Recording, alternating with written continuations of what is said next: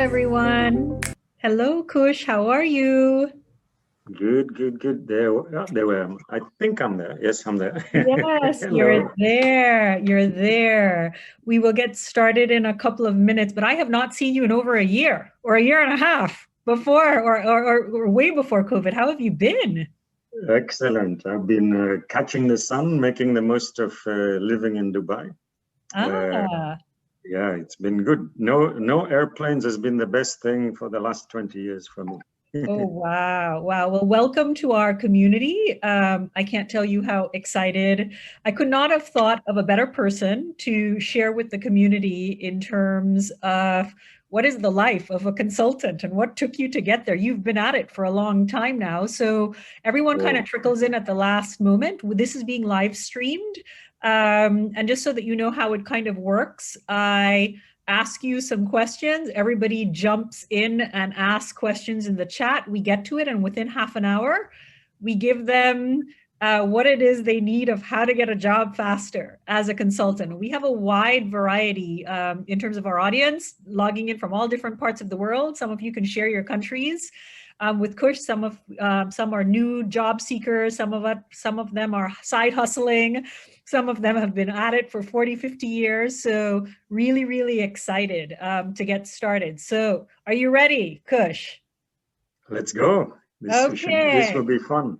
Okay, wonderful. So let's start with kind of the first question I ask everyone on this. You know, a lot of times we see the title consultant, and you have a lot of big titles within that consultant place. But if we had to look at your job as a GPS of what your day looks like in the role, what does your day look like? What do you spend your day doing? That's a good one. Look, the biggest one is clients expect answers and they expect that the answers will solve their problems. That's it's like when you go to a doctor, even though you might know what your problem is, or you just want confirmation of it or what the solution might be. So that is the typical answer that, I have this problem, how can I solve it? Or is it a problem even? That's one part of it. But that's not the part I enjoy. The part I enjoy is when we go to the client and saying, hey, there is something coming. Look behind the curtains, look in front of the curtains. It's coming. Let's get prepared for it. Either protect or attack or enjoy. And so that's the part I enjoy, opening the eyes rather than looking backwards. And is that a lot of the work? I know you do a lot of work with the Saudi government and, in Saudi in particular. Would you say, if I had to get a GPS of what your day looks like in terms of your job in Saudi, is it more looking forward of what's next, or is this really the problem as a consultant? Yeah, one of the things we become really good at is I don't want to call it politics, but I want to call it mediating. We have to sit in between two parties who have different perspectives, and you have to mediate using as much data, as much facts to get one party to accept the other party's view or actually redirect them somewhere. And usually that's what happens. You kind of find a balance and you go a slightly different direction. Okay. That I would say is 50% of the job. Okay. The other 50 is what is looking backwards and forwards. Okay, wonderful. Now, if I were to look at the job of a consultant as a house where the walls are the hard skills and all the space is the soft skills or the human skills or the things that, I get excited about, where do you spend most of your time? Oh, that's interesting.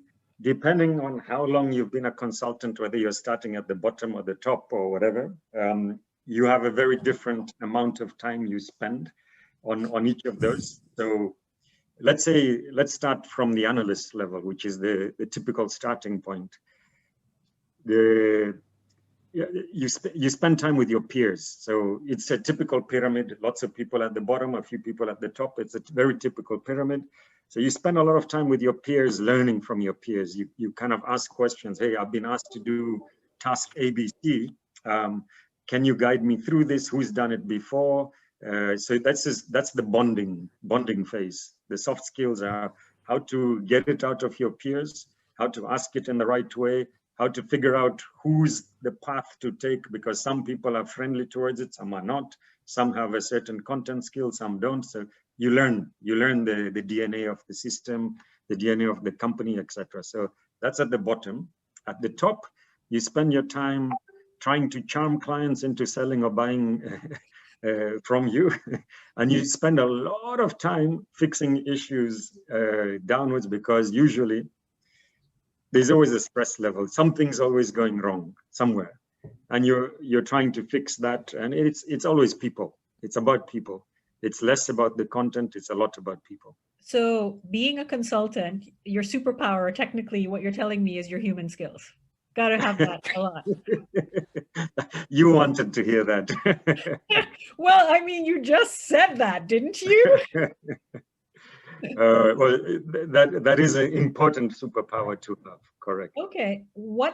Why did you become a consultant, Kush? Like, did you know that from college? Like, do you always know? Did you go to consulting right out of college, or what got you on this path? No. I wanted to be a banker. I wanted to earn lots of money and be a trader or a banker, earning lots of money. That's what I wanted to be.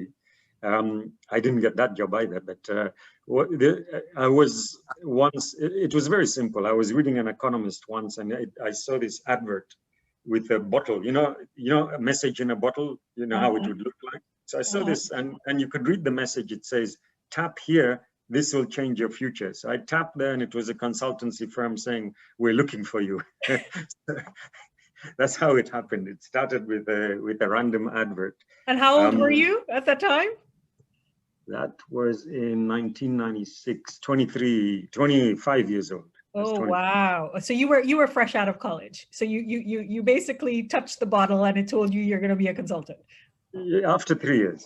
I did 3 years of work, and then, it was my 4th year post-work. And how long have you been a consultant now? Ever since then? Yeah. So, 96 to today. You can do the math. Wow.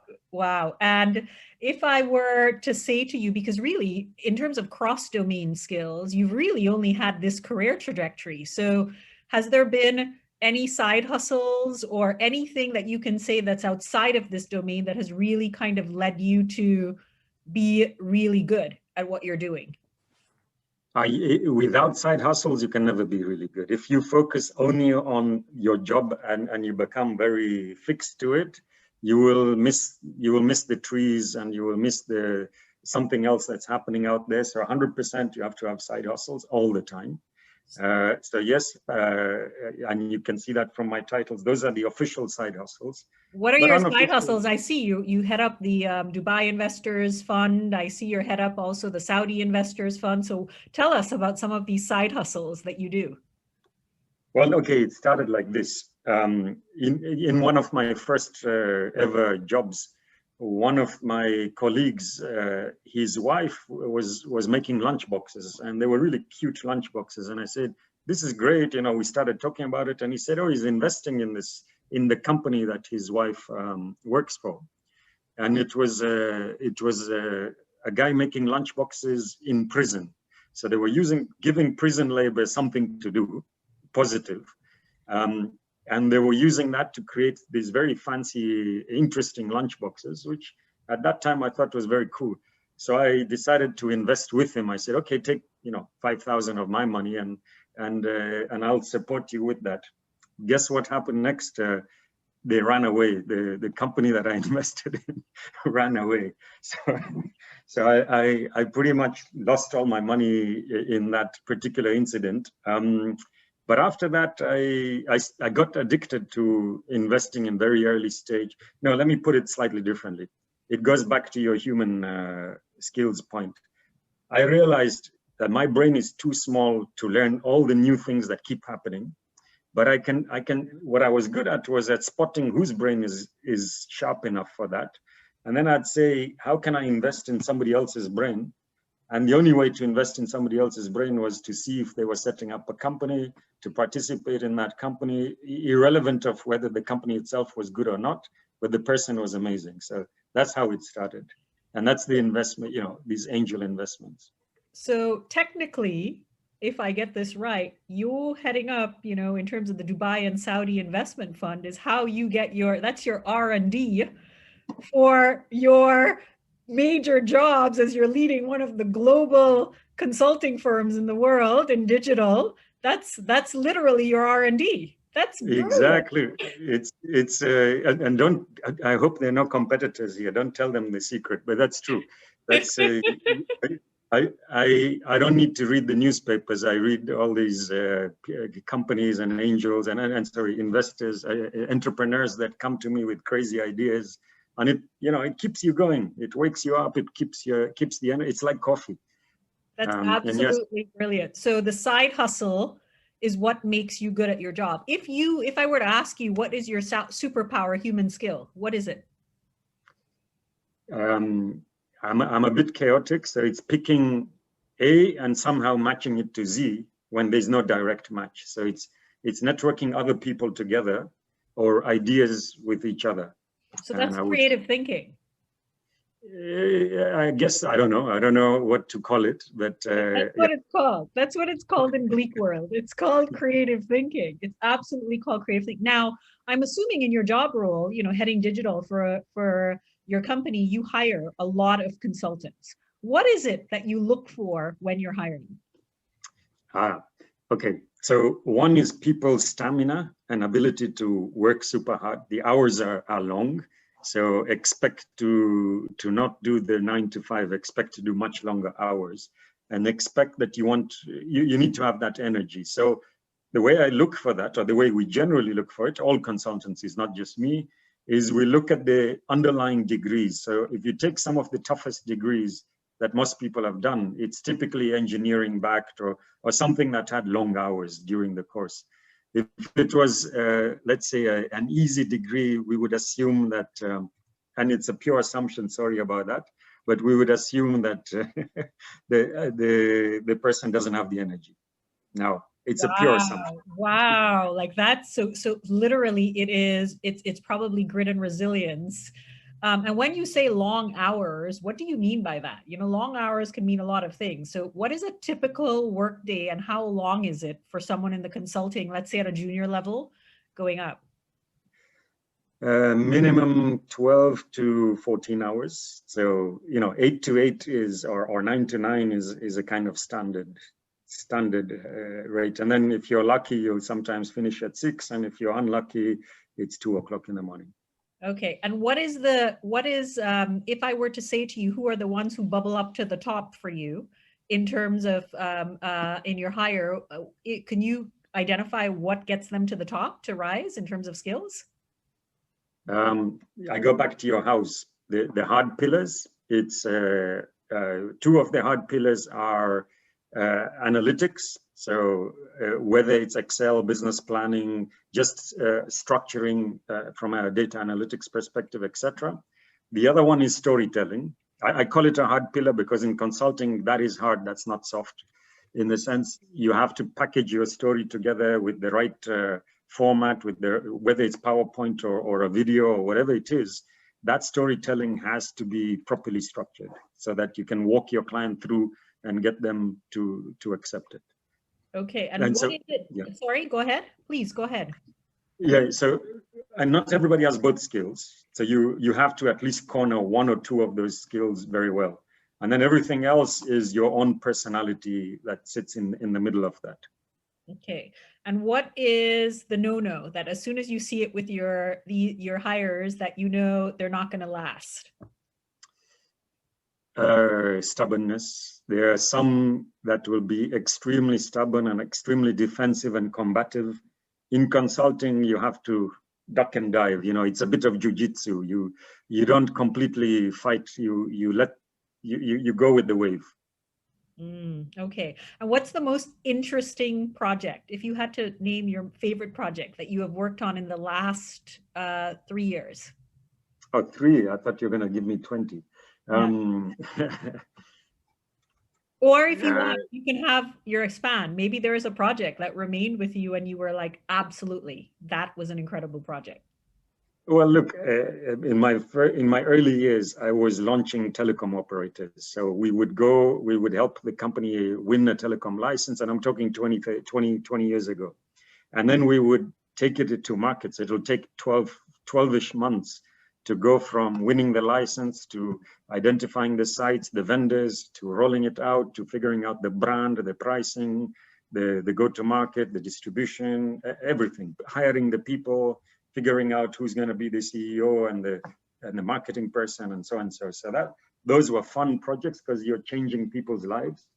You're taking literally, you're taking productivity in a country from X to Y in a very significant way, and you see the tangible output very fast. Within a year, 2 years, you see the output, and you feel you're part of it. So for me, those were the life-changing ones. Nowadays, I would say it's very much in this tech startup space, and supporting some of the large governments, funds, etc., change their way of thinking, change the way they support. So the way I look at it is a chess game where you have a queen and a pawn, and two queens and two pawns. Many markets, the queen and the pawn are different colors, meaning it's David and Goliath. You have the queen fighting the pawn in the same market, and I try to change it so that they're the same color. The pawn is supposed to support the queen, and the queen is supposed to support the pawn. That's what it's meant to be. And what's happened in this region is it was big fighting small rather than helping each other. So that's the Japanese Korean model, I would say. Okay. Would you suggest, so we have people transitioning from one job to the next. Do you genuinely look at someone, or are you looking at just fresh grads in terms of coming into the consulting? Or let's assume someone's been at it for 10 years already or 20 years already, and they want to get into, a big consulting firm like yourself.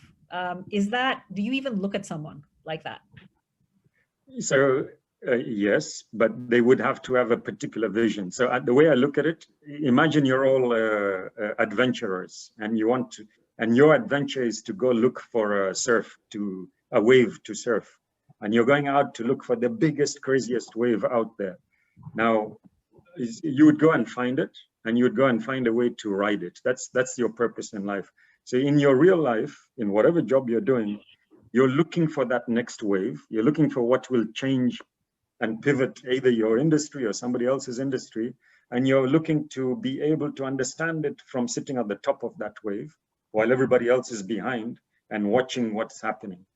If you can demonstrate that story verbally with anecdotes, with a way to quantify it, then you become appealing to any consultant.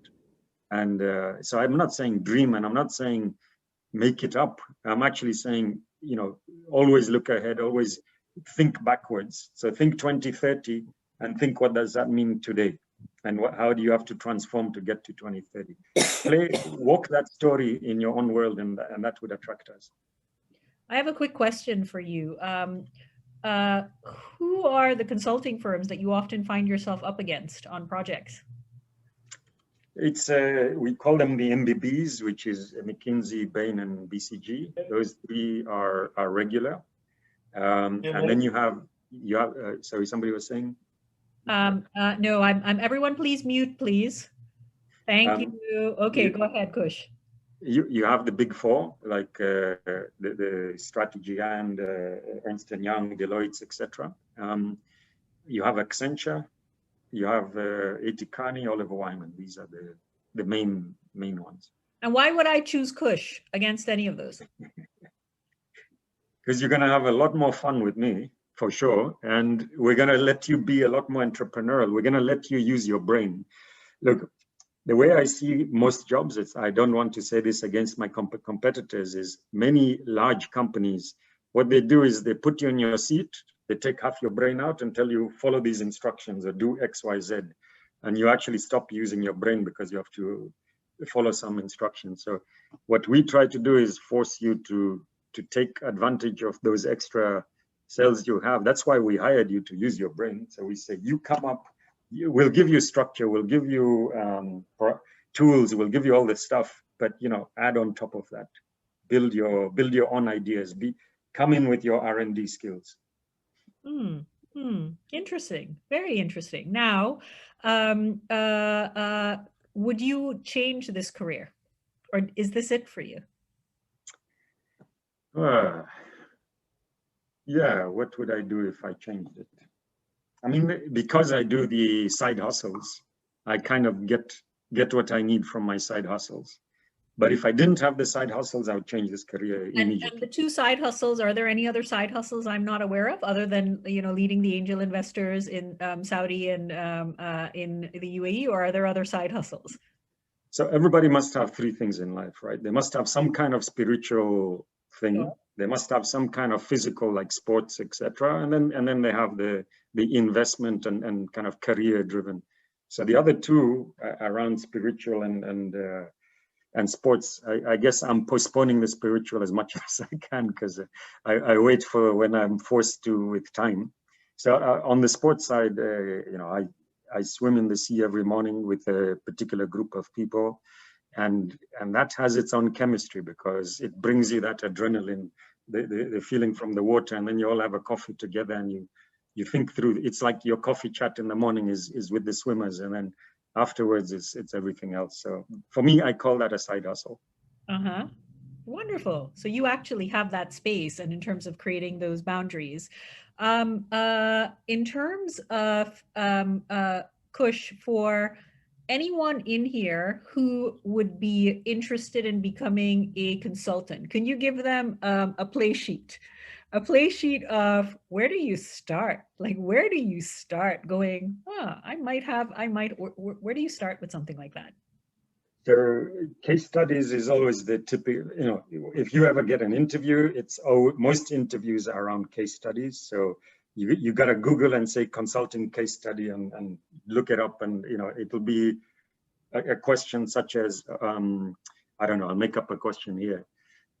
Let's say I don't know where most people live, but you've seen the London Eye or the Dubai Eye, or that Sure. big wheel like a Ferris wheel, and the question would be, how can I earn more revenues out of that Ferris wheel? And you have to think out of the box, and you have to think, okay, how do I earn the revenues? It's how many pods there are, it's how many people there are on the Yeah. thing, how fast it goes, how Yeah. many hours it's on. So you have to think about all that kind of structure. That's Sure. one. Second thing is, on your CV, show those two elements I described, the analytical skills and the storytelling skills on paper. So the Sure. make sure that those two come out. Sure. And third, again, this is a little bit silly, but make sure there is no mistakes on the CV. Consultants hate to see anything that has the look that it hasn't been quality touched. Sure. So either graphically it looks bad, or there's a spelling mistake, or something or the other. It needs to come across neat. Sure. Sure. So what you're saying is, find something in terms of finding a revenue for it, or find something that you can bring value to it. Really, really interesting in terms of a step. So I have a question for you. What's the biggest challenges that you faced during COVID as a consultant? Yeah, look, there was my team, not my team, but the entire team. We have about 110 here. A large number of them started to get the stress levels because they're not getting to see people and all of that. So that happens. So maintaining motivation and de-stressing the team was one. Two, at the lowest level, you asked the question very beginning, what do you expect to see? You expect to engage with your peers and learn from your peers. So suddenly you're trying to learn from your peers without actually physically meeting them. That was hard. So you have to find ways to do that through Zoom and other means. That was hard for us to enforce as the partner group. And then the third thing is, of course, with my job is to build a chemistry with a client and then use that to sell or create a new idea that we work towards. In the old days, that was always done over a coffee, lunch, dinner, or a meeting with a whiteboard, and you're kind of engaged, and it's that walking the office halls. So learning how to do that without physically being there was hard. Wow. And were there any interesting projects that came up because of COVID that would have not come up otherwise? Yeah, all of them. Look, almost every single company that had not digitized one way or the other, they realized they have no choice. It wasn't like, oh, we need to do it faster. They just realized they had no choice but to do it. So my phone was going through the everybody. We didn't have enough resources to meet the demand. So every project, whether it's complex dealing with property and digitizing the property sector, or government sector and digitizing what they would have always said, no, no, no, you physically come here, show me 5 stamps, left, right, center, show me your signature, prove to me with your eyes, with my eyes that I see you signing, all these things, you know, changing that and making it a lot more digital, that happened overnight. And did a change happen in your business and what was required of your consultants? So if I were to say what skill changed, and what would that be that changed in terms of trying to meet this new need? Yeah, I guess, how can I answer that easily? Everybody had to read around the topic. So you had to build empathy around your client. So, you know, the first conversation always starts with, I hope everybody's safe. I hope your family is safe, and genuinely, right? So it's not just a how's the weather kind of question. It's a genuine, so building empathy with yourselves, with your partners, with your peers and your client became almost number one. Mm-hmm. Because 2020, that's the first issue.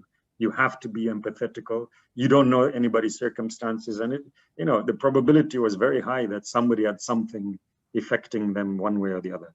So one, I would say that was a big change, because consultants are a little bit hardwired. They don't always have empathy. So softening the consultants up was a big change.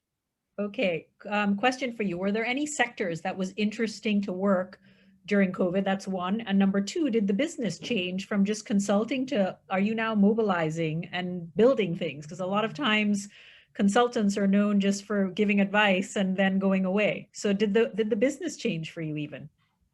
Yeah, so my business is actually in a different way. We call it venture building. So I help a large corporate build a new venture, a new idea, or completely new outside of its remit. So, for example, a retailer with e-commerce, building an entire e-commerce rather than working with the retailer. So that is all the way. You can also call it build, operate, transfer. So you understand what needs to be built, you think about the business case, you get that approved, you put the functional requirements together, you then actually design it with the builders, the vendors, the IT and the tech folk. You get it ready, you take it to market, you launch it, you get customer feedback, you iterate it, you bring it back, you try and take it up for approval. So that is building. That was one. Did the sectors, which were the interesting sectors? I would say consumer-related sectors, so anything that was not B2B but B2C. It changed so fast because consumers needed, businesses needed a different way of communicating and transacting and engaging with their customers, and the customers vice versa. So that was a big shift for most consumer-related businesses. Okay. And in terms of your business, did the business shift for you? Yeah, I would say I'm one of 11 partners in the Middle East, and you know, suddenly all the 10 other partners were leveraging more of my services, because I got a lot of pull from internally, because I'm the digital guy and they are the more traditional guys. So I was pulled a lot more into their projects. Yeah. Okay. All right. Do we have any other questions? Let me see. What would make you think that this is not your client? I love that question. That's a good question. Very good question. And what does the ideal client look like? So I have two versions of that for you. Look, chemistry is critical. Sometimes at the beginning, you get to, especially if I've been around in consulting for so long, a client is good when they stretch you. So they're not good when they don't stretch you, meaning they just accept everything, then something is wrong. And they're not good when they're only combating you and not listening. So you kind of want the middle ground, which is they're stretching you, they're listening, and they're making you think as well. So you know, you respond, you give them some idea, they react to it, they bounce it off, they explain how it would fit or not fit into their business. And then together you work together on that. There's a lot of clients, you know, that you will not be able to work together on them. They think that you just come and you either give them an answer, they like it, don't like it, end of story. Those are wrong clients. They have to engage with you. They have to fully engage with you. Is there a warning sign? So those clients that you know you're not supposed to work with, is there like something they say or something that there's a warning and you're like, this is not going to happen?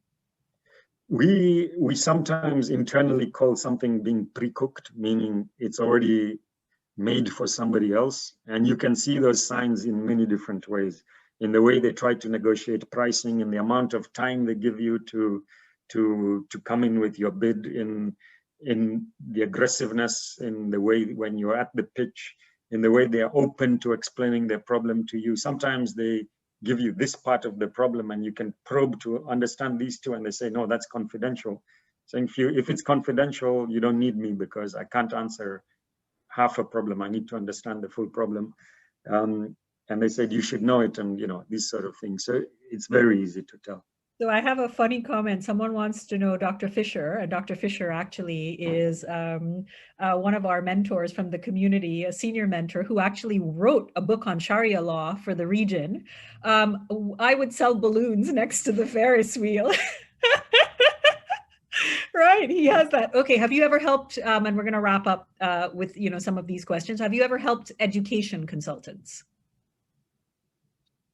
Personally, less so, but my colleagues have. But is there an underlying question to that? Can somebody, go one level deeper? If someone can type that in, that would be wonderful in terms of helping education consultants. And a lot has been happening in this space of education, edutech, career navigation tech. Are you doing, if you were to say right now, in terms of the percentage of your work, in what areas, where would you say has the work been shifting? Or where it is right now?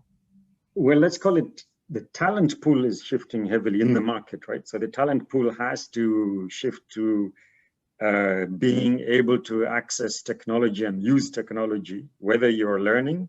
So, I mean, I've seen my own kids, right? So I have a 14-year-old and an 18-year-old. Both of them had to mix and match both school, online, offline. They had to figure that out. Now, I was lucky. Mine are older kids. Those who had the 3-year-olds, 4-year-olds, that was a nightmare for most who had young kids.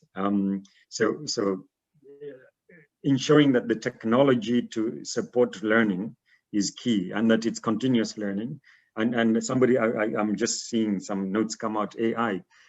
I wouldn't use the word AI. I would use the word reactions. When you learn, when you either do something right and you see the consequence, or you do something wrong and you see the consequence, and next time you feed that back, right? That feedback loop.